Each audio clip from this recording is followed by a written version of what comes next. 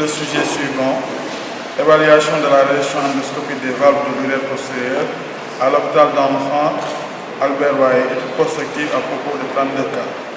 Veuillez vous asseoir. Nous allons à présent vous lire la conclusion de nos travaux portant sur l'évaluation de la résection endoscopique des valves de l'urètre postérieure à l'hôpital d'enfants Albert Royer, étude prospective à propos de 32 cas.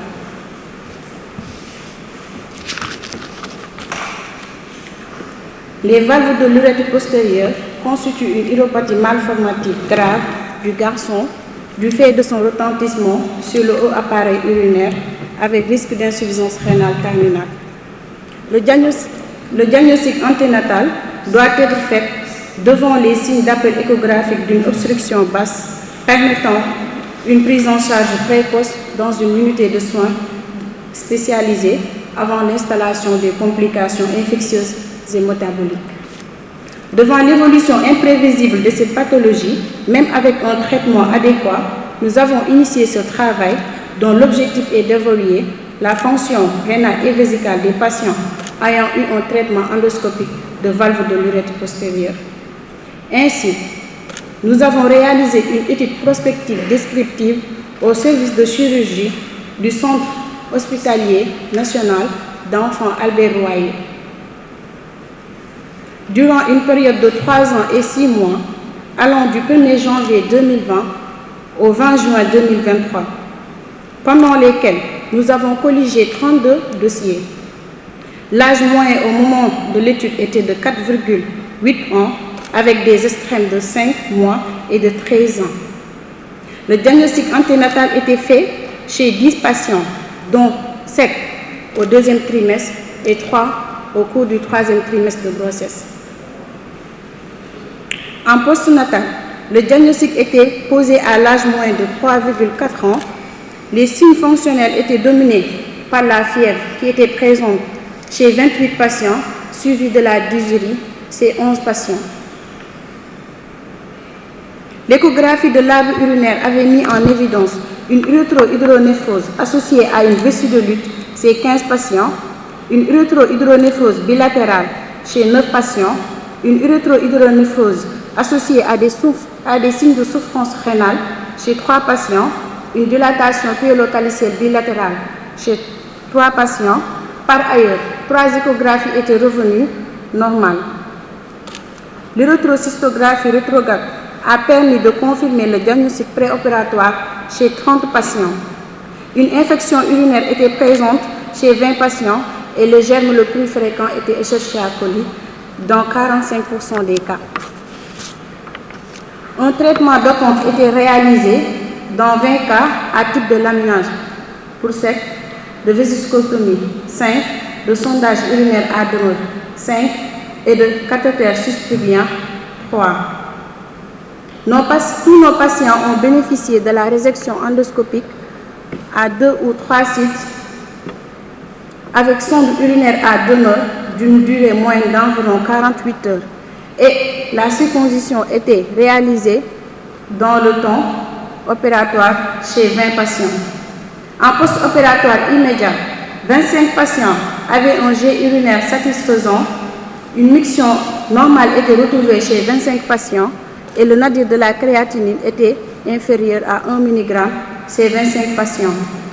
L'échographie de l'arbre urinaire à 3 mois post-résection montre que les lésions ont régressé chez 16 patients et se sont aggravées chez 9 patients et sont restées stationnaires chez 7. Une réévaluation de nos patients s'est faite avec un recul moyen de 16,7 mois avec des extrêmes de 6 mois et de 3 ans, mettant en évidence une vessie de valve chez 8 patients âgés de plus de 5 ans. Sur les 12 patients qui ont eu une échographie de l'arbre urinaire, 3 ont eu une amélioration de l'urétro-hydronéphrose, 3 une aggravation de la dilatation et un en faveur des signes d'une souffrance rénale. Une urétrocystographie rétrograde chez 10 patients, dont 6 sont revenus sans anomalie et 4 avec une régression de la dilatation de l'urètre postérieur. Une scintigraphie lérale chez 3 patients, dont 2 présentaient une asymétrie de la fonction rénale avec des cicatrices de pyélonéphritique, tandis qu'un avait une scintigraphie normale. 24 patients ont présenté une perturbation de la fonction rénale avec un taux de créatinine supérieur à la normale spécifique à l'âge. Au décours de ce travail, nous faisons les constats suivants. Le taux de diagnostic anténatal des valves de l'urètre postérieur est faible dans notre pratique. En postnatal, le diagnostic est souvent tardif au décours d'une complication telle qu'une infection urinaire. La résection endoscopique est le traitement de choix, même si les dérivations d'attente sont nécessaires dans certains cas. Un nombre non négligeable de malades présentent des signes en faveur d'une vessie de valve, un taux important de perturbation de la fonction rénale à distance du traitement endoscopique.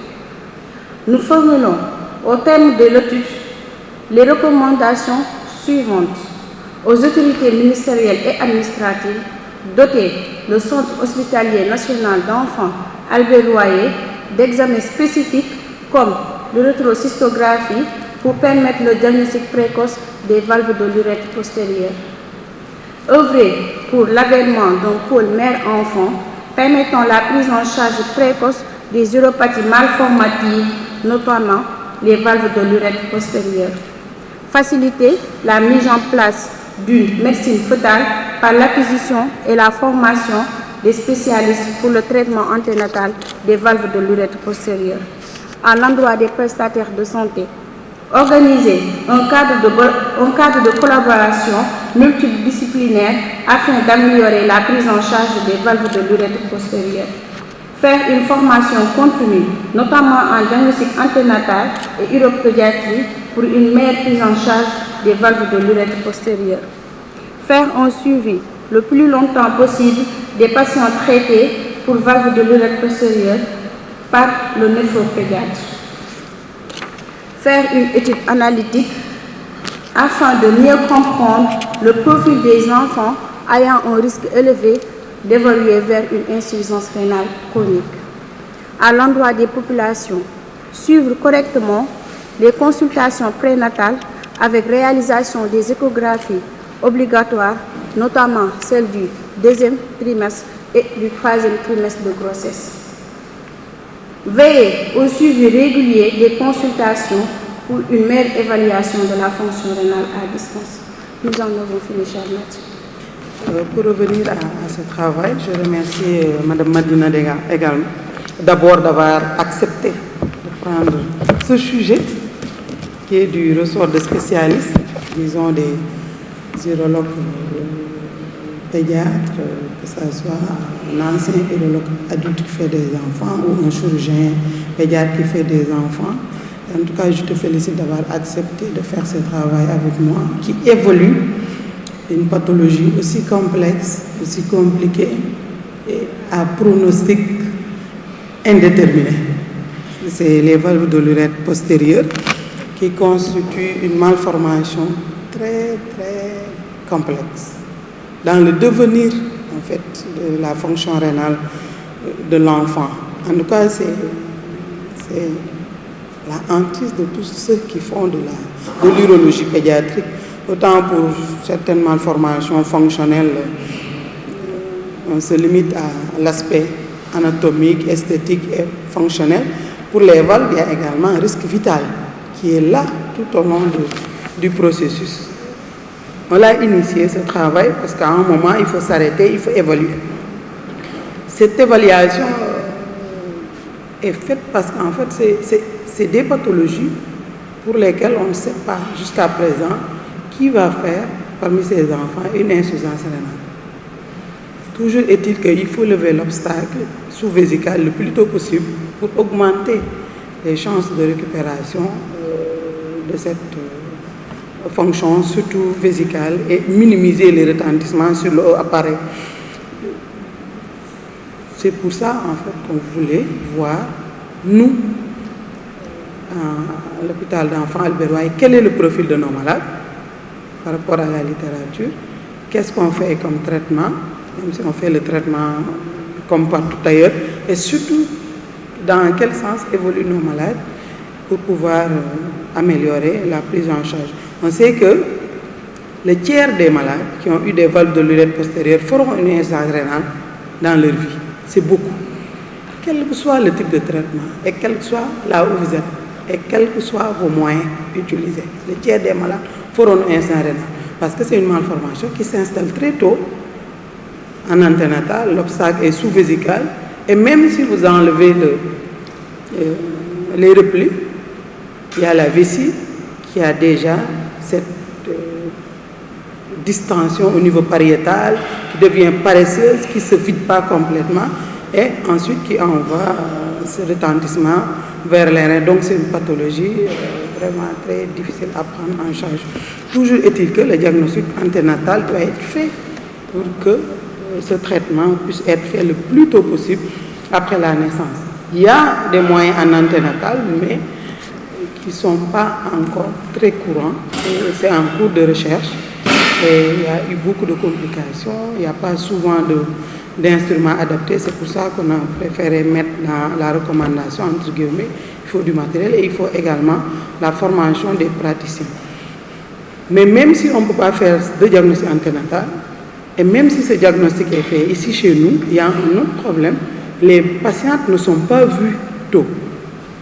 C'est-à-dire qu'ailleurs, on fait une échographie, on suspecte des valves de l'urètre postérieure, on envoie la femme chez le chirurgien pédiatre. Et les chirurgiens pédiatres, ils reçoivent des femmes enceintes. Parce qu'il faut leur expliquer que dès la naissance, déjà, ou accoucher, et après l'accouchement, il faut rapidement faire ceci, faire cela, pour que le traitement puisse être instauré dans les meilleurs délais. On a 10% de diagnostic anténatal, et en postnatal, on les voit en moyenne à l'âge de 3 ans, 3 ans et demi, pour une pathologie aussi grave qu'on doit prendre en charge dès la naissance, dès J0 de vie. Vous voyez la différence avec ce qui existe ailleurs. Et en plus de l'infection, dans les motifs de consultation, on trouve des fuites urinaires. Parce que déjà, quand les malades viennent avec une fuite urinaire, ça veut dire que la vessie est déjà hypertrophiée et il y a déjà une vessie de valve probablement. Ils viennent également sur la base d'autres complications, une insuffisance rénale avant le traitement et surtout des troubles ioniques qui témoignent de l'atteinte rénale avant la prise en charge. C'était l'idée en tout cas globale de ce travail et les résultats qui ont été tirés. Je tenais vraiment à ce qu'on évolue ces enfants. On nous dit que dans le monde, le tiers fera une insuffisance rénale, mais il fallait qu'on voit le profil de nos malades et plus tard, on va voir qui fera une insuffisance rénale et qui a moins de risques, en tout cas d'évoluer vers cette pathologie pour mieux surveiller ceux qui ont beaucoup plus de risques de complications. En tout cas, je te félicite, Madame Madina, de l'avoir mené à terme. Je sais que par moments c'est assez difficile, c'est pas évident. C'est jamais évident de faire une thèse pour une femme mariée, engagée sur le plan familial. Mais en tout cas, j'étais parfois un peu bousculée que tu puisses en tout cas finaliser et soutenir. Heureusement que tu revenais toujours avec le sourire. Parce qu'à chaque fois, j'avais peur que tu sois découragé. Heureusement que tu es toujours revenu et tu tenais vraiment à finir ce travail. Je te félicite pour ça. Je félicite tes parents. Je félicite ton mari, bien sûr, qui t'a soutenu. Je sais que tu as une bonne éducation et ça, tu le dois à tes parents. Donc c'est leur jour de gloire aujourd'hui. On leur rend hommage. On les félicite pour ça, de t'avoir laissé faire des études médicales aussi longues. Je vais finir mon propos, Monsieur le Président, en souhaitant à Mme Madina une excellente suite de carrière et une vie familiale très épanouie. J'en ai fini. Merci. Qui est le président de ce jury et pour la deuxième fois avec le professeur Ndeye Abindoy. Il faut dire que le professeur Ndou est un ami. C'est quelqu'un, nous sommes arrivés, nous avons eu le concours d'internat en médecine la même année. Lui, il a opté pour la chirurgie pédiatrique. Moi, j'avais opté pour l'urologie à l'époque. Le professeur Ndou a toujours été quelqu'un pour lequel j'ai toujours eu énormément d'admiration. C'est quelqu'un qui a toujours su allier l'efficacité et la simplicité. C'est une personne sur laquelle j'ai toujours pu compter. Chaque fois que je l'ai sollicité pour n'importe quoi, il a toujours été présent pour moi. Donc c'est l'occasion pour moi de lui signifier ma profonde reconnaissance. Professeur Ndou, je suis très très fier de son parcours hospitalier, son parcours académique. Il est aujourd'hui l'une des références de la chirurgie pédiatrique, aussi bien au Sénégal qu'en Afrique. Donc je prie Dieu de continuer à lui donner de longues années en très bonne santé pour continuer à faire progresser sa spécialité. Je suis également honoré, comme je l'ai dit, de siéger avec le professeur Ndeye Abi Ndoye, qui est une amie également, une petite sœur, pour laquelle aussi j'ai énormément d'admiration. Le professeur Ndoye est une grande scientifique. Elle vient de le démontrer encore par la qualité de son argumentation pour défendre cette thèse. C'est également quelqu'un qui a des principes et des valeurs morales qui sont très appréciables. Professeur Ndoye constitue une valeur sûre du département de chirurgie. C'est un élément sur lequel est fondé énormément beaucoup d'espoir. Et je suis convaincu qu'elle sera largement à la hauteur de ses attentes. Je prie Dieu de continuer à lui donner de très longues années en bonne santé pour justement continuer à faire progresser sa spécialité. Madame Ndoye, j'ai lu pour revenir à ce travail, j'ai lu avec beaucoup d'intérêt votre travail, qui est un travail très intéressant, que j'ai trouvé très intéressant pour plusieurs raisons. Déjà, le sujet, les valves de l'urètre, comme vous l'avez dit, les valves de l'urètre constituent l'une des malformations les plus fréquentes chez les enfants, bien sûr, avec comme conséquence surtout le risque parce qu'elle constitue un obstacle au niveau de la voie excrétrice basse, donc il y a un risque important d'insuffisance rénale. Et la prise en charge de cette affection s'est beaucoup améliorée avec notamment avec le développement de diagnostic anténatal et la prise en charge de ces affections. Dans les pays où il y a les moyens, nous, dans notre contexte, ce n'est pas encore le cas. Donc nous voyons encore des enfants qui arrivent à des stades très avancés, comme vous l'avez dit. Ce travail est également intéressant parce que ce travail nous donne les données de l'un des services actuels le plus important de chirurgie pédiatrique, notamment avec la fermeture de l'hôpital Aristide Dantec, en rapport avec les travaux dans le centre hospitalier, le service de chirurgie pédiatrique du centre hospitalier Albert Royer est actuellement l'un des plus gros, c'est même le plus grand service de prise en charge des enfants au Sénégal. Donc vous voyez que votre travail apporte des données qui vont permettre d'améliorer la prise en charge de beaucoup de patients. Ce travail est également intéressant parce qu'il est très bien écrit. Il est bien écrit, il y a un bon équilibre entre la première et la deuxième partie. Il est assez bien illustré, vous avez fait des efforts d'illustration, c'est une bonne chose. Ok, et bon, je vais faire quelques remarques qui vont concerner la forme et le fond, parce qu'il n'y a pas de travail parfait, tout travail est améliorable. Mes premières remarques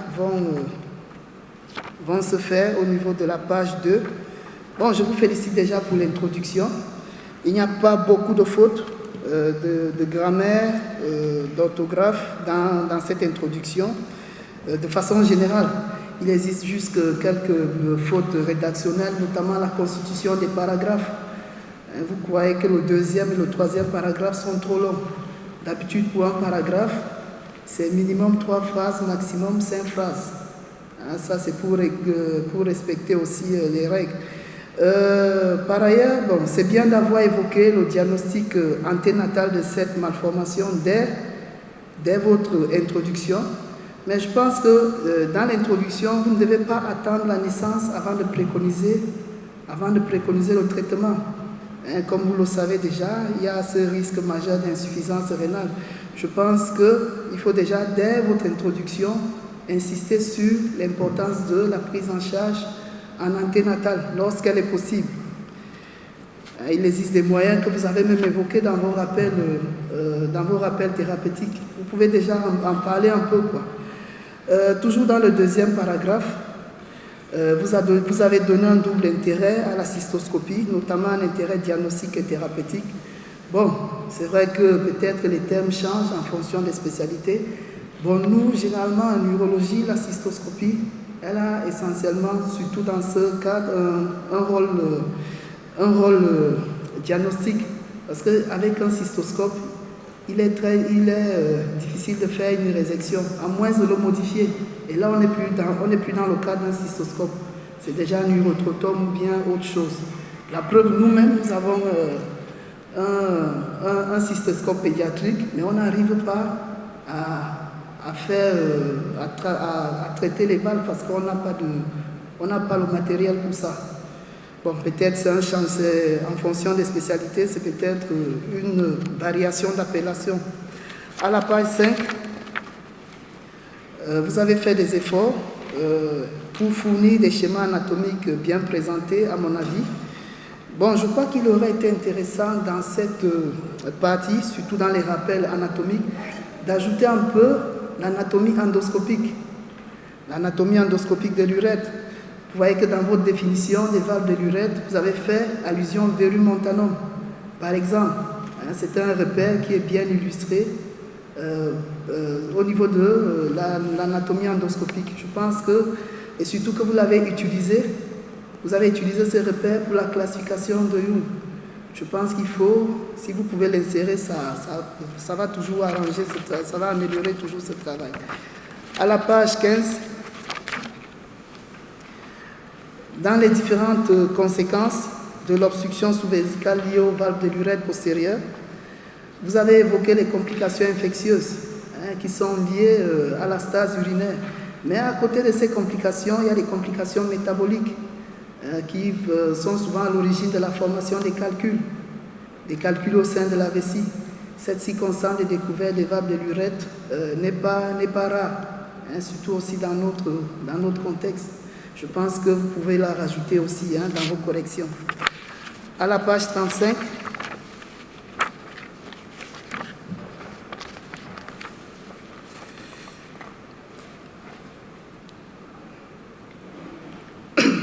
bon, dans les moyens de surveillance thérapeutique, du traitement bien sûr des valves de l'urètre, il existe des moyens invasifs qui sont moins invasifs qu'une cystographie.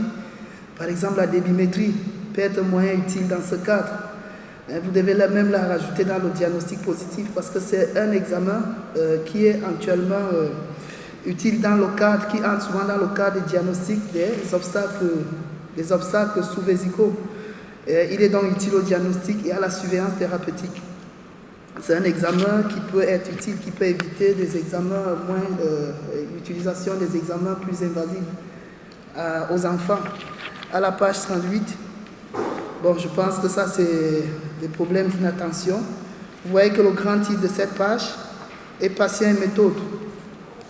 À la page suivante, page 39, il existe encore un titre patient et méthode, un sous-titre patient et méthode en grand 2. Je pense qu'il y a un problème. Et vous voyez même au-dessus, il y a le sous-chapitre 2, notre travail, qui est vide. Je pense que c'est des problèmes parfois de précipitation. Il faudra revoir cela à tête reposée. À la page 40, votre étude s'était déroulée du 1er janvier 2020 au 20 juin 2023. Bon, cela ne fait pas exactement 3 ans et 6 mois. Je pense qu'il vous restait 10 jours pour atteindre effectivement cette durée. Bon, vous auriez dû la faire parce que parfois ça fausse un peu l'analyse des données. Ajouter les 10 jours pour que ça fasse vraiment les 3 ans, 6 mois. À la page 44, ça c'est que dans la partie résultats, vous avez donné la répartition des patients en postnatal selon la tranche d'âge, mais sans au préalable définir les différents thèmes utilisés. C'est peut-être évident pour les pédiatres ou les chirurgiens pédiatres, mais tel n'est pas le cas pour tout le monde, pour les gens comme moi. Je pense qu'il faudra au moins préciser dans votre méthodologie la classification utilisée pour répartir les patients. C'est quoi un nouveau-né? Qu'est-ce que vous avez considéré comme un nouveau-né? C'est quoi un grand enfant? Pour que tout le monde soit au même niveau de compréhension. À la page 45, dans les circonstances de découverte en période anténatale, vous avez rapporté dans la figure 17 des kystes rénaux. Je vous félicite vraiment de l'avoir mené de bout en bout. Ça ne me surprend pas parce que vous connaissant, parce que vous avez eu à faire un passage en urologie et vous nous avez laissé une très bonne impression. Et bon, on était même parti pour vous garder, mais bon, je viens d'écouter le professeur Abi, de vous écouter aussi. Je pense que là, vous avez changé d'avis, mais vous nous avez laissé une bonne impression, une étudiante très sérieuse, bien éduquée, respectueuse, très appliquée. Il faudra rester comme ça, il faudra garder ses qualités, parce que ça va être très utile pour votre future carrière professionnelle que je souhaite très belle. Je vous félicite déjà pour votre future carrière et je vous souhaite aussi une vie familiale épanouie. Je vais féliciter aussi vos parents, parce que si vous en êtes là aujourd'hui, c'est grâce à la bonne éducation que vos parents vous ont donnée et au sacrifice qu'ils ont eu à consentir. Donc, ce jour également le leur. Je félicite également votre mari, votre fils pour leur soutien. Je vais terminer en félicitant le professeur Abindoy pour la qualité de ce travail. Ça ne me surprend pas d'elle, la connaissant. Et également son assistant, le docteur Lissoun Sissé, pour son implication dans ce travail. J'en ai fini, Monsieur le Président. Merci, professeur Milo. Madame Doy, professeur Samir a décidé votre travail d'un chirurgien qui a fait beaucoup de remarques sur le fond et la forme. Que j'ai noté, il faudra voir quelques pistes de thèse pour les corrections à apporter par rapport à ces situations qui sont aujourd'hui très pertinentes. Donc, je vous passe la parole. Je pense que le professeur Cyril n'a pas posé de questions, c'est juste des remarques de fond et de forme. Je vous passe la parole si vous avez des questions. Merci, Monsieur le Président du jury. À notre maître et juge, le professeur Cyril G. Ondo, nous sommes particulièrement reconnaissants et sensibles à la spontanéité avec laquelle vous avez accepté de siéger ce jury. Malgré vos nombreuses occupations, ceci témoigne de votre volonté affichée de soutenir notre modeste personne. Nous vous admirons depuis notre passage au service d'urologie-andrologie de l'hôpital Aristide Le Dantec lors de notre stage en 7e année de médecine. Nous nous souvenons des staffs et des conduites à tenir. Vous étiez très attentifs sur ce qui se disait durant ces séances au cours desquelles nous avons bénéficié de vos conseils et de votre expertise. Nous vous prions de trouver ici le témoignage de notre profonde gratitude. Notre maître et juge ne nous a pas posé de questions, cependant, il nous a fait des remarques et suggestions dont nous tiendrons compte lors de l'élaboration de notre document final. Nous en avons fini. Merci. Et donc, par la même occasion de siéger à côté de mon ami et frère, le professeur Cyril G. Ondo, comme il l'a dit, nous avons réussi l'internat ensemble et nous avons également partagé énormément de choses ensemble. c'est quelqu'un avec qui nous avons travaillé en chirurgie générale, mais également en urologie. Et c'est quelqu'un pour qui j'ai beaucoup de respect. Mais également, c'est un ami et frère. Comme il l'a dit, nous avons cheminé ensemble jusqu'à ce jour et nous continuons de travailler ensemble. Et tout ce que je peux lui souhaiter, c'est une excellente suite de sa carrière professionnelle, mais également plein de succès dans ses projets. Et je partage ce jury également avec ma petite sœur, professeure Ndeye Abi Ndoye. Et c'est l'estime que j'ai pour elle. C'est, comme l'a dit professeur Ndeye Abi Ndoye, comme l'a dit professeur Cyril, c'est une référence, en tout cas une personne sur qui cette faculté peut compter pour l'avenir de la chirurgie pédiatrique de façon spécifique, mais également de la médecine de façon générale. Donc nous lui souhaitons une excellente suite de sa carrière professionnelle, mais également plein de succès dans ses projets.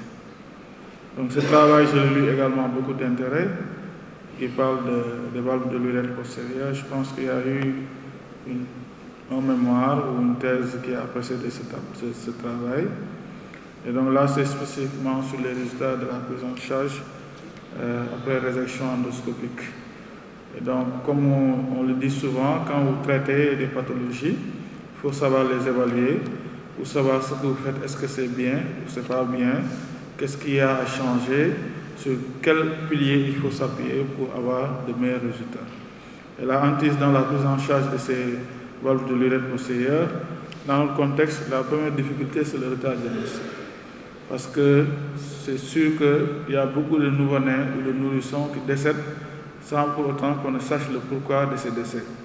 Parce que quand vous avez des valves de l'urètre postérieure, selon l'importance ou la sévérité de ces valves, vous pouvez vous retrouver avec des enfants qui pissent très peu. Et si vous n'avez pas souvent un parent qui est attentif pour s'assurer que les couches sont mouillées, ils vont penser que l'enfant urine correctement, alors que peut-être c'est des petits pupilles. Et là, ça va évoluer à bas bruit jusqu'à ce qu'un jour, il fasse une complication de ces valves à type d'insuffisance rénale. Et on a en tout cas été choqués à plusieurs reprises de recevoir des nourrissons ou des nouveau-nés qui nous arrivent au stade d'insuffisance rénale. On ne sait pas quoi en faire et malheureusement, souvent, c'est le décès qui survient après. Donc, c'est pourquoi il faut beaucoup insister sur l'importance du diagnostic anténatal par rapport à ces cas pour que dès la naissance, la prise en charge puisse être déroulée et qu'on n'en arrive pas à se retrouver parce que souvent, ça entraîne des séquelles au niveau rénal. Comme l'a dit le professeur Cyril, il peut y avoir des séquelles qui sont irréversibles, qui malgré le traitement que vous réalisez sur le plan endoscopique n'empêche pas ces séquelles d'évoluer et de finir par entraîner une altération de la fonction rénale. Donc, c'est important d'évaluer ce qu'on fait et ce travail donc permet d'avoir une idée un peu de ce qui se fait en matière de traitement endoscopique des valves de l'urètre postérieur. Parce qu'avant, pendant peut-être il y a de cela 10 ans, c'était le laminage, la résection endoscopique n'était pas très développée. Je me rappelle nos premiers semestres, en tout cas premiers mois de stage en chirurgie pédiatrique à l'hôpital de Dandex, c'était le laminage qui était connu. Et donc qu'on réalisait avec un sondage utilisant des sondes de forêt à calibre croissant. Et après, je me demande même si on les évalue pour voir est-ce que c'est réglé ou c'est pas réglé.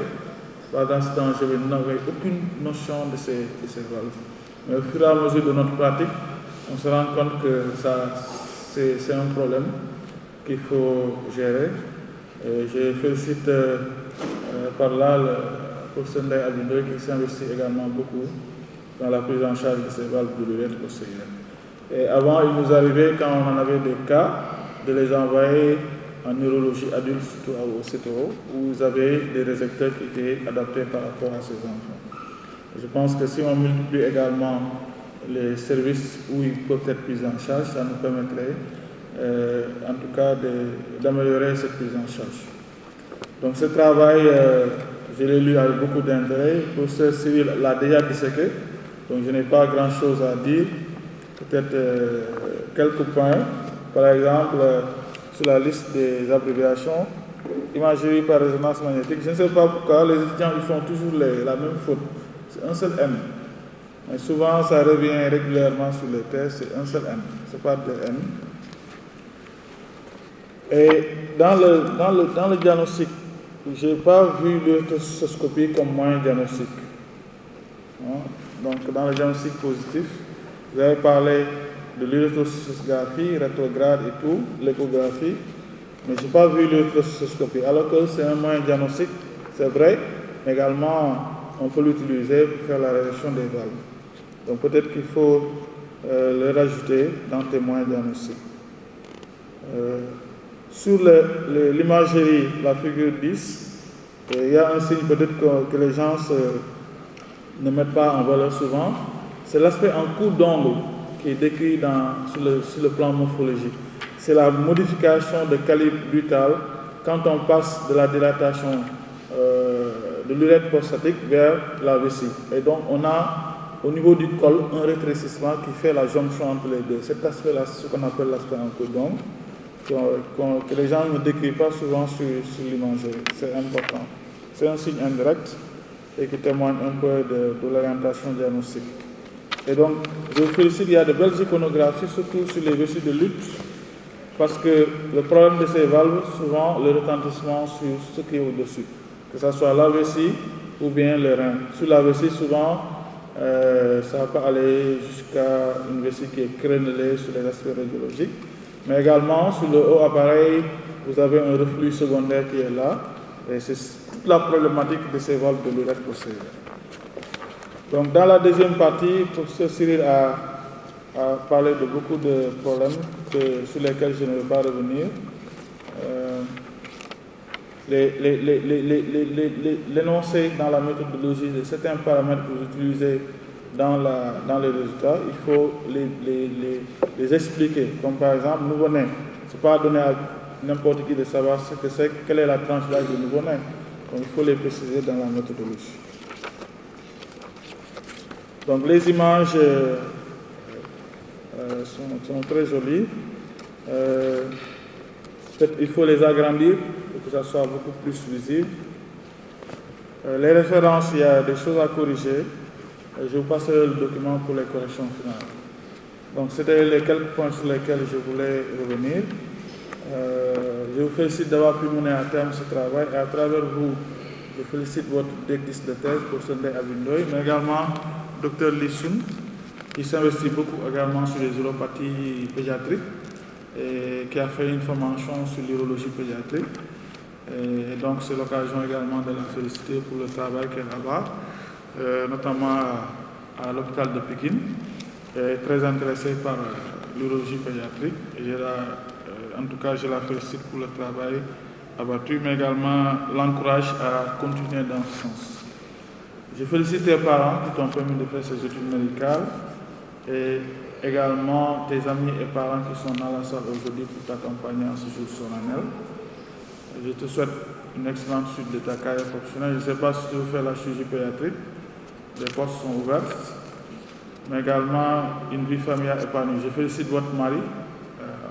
J'ai risqué de l'oublier parce que certainement il s'est beaucoup investi. J'ai vu la dédicace.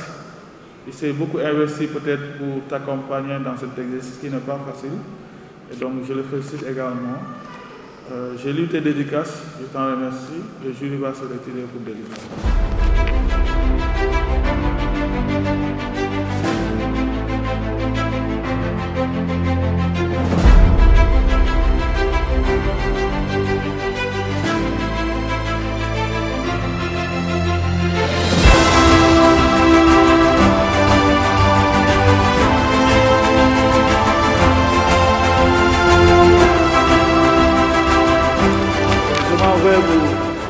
Vous lire le procès-verbal de délibération de cette soutenance de thèse.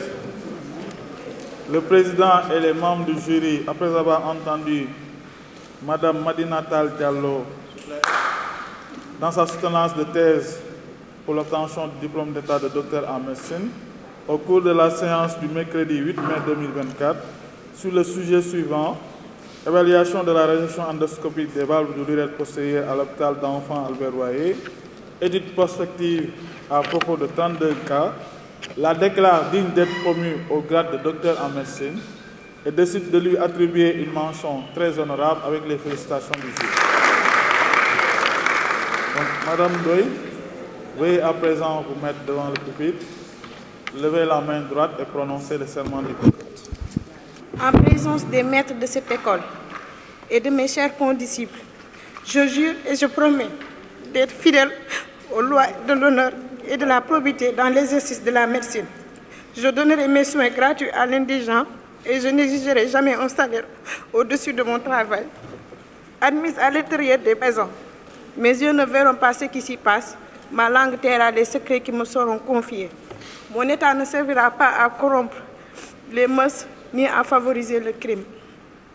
Respectueuse et reconnaissance envers mes maîtres, je donnerai à leurs enfants l'instruction que j'ai reçue de leur père. Que les hommes m'accordent leur estime si je suis fidèle à mes promesses. Que je sois couverte de propres et de mépris de mes confrères si j'y manque. Merci.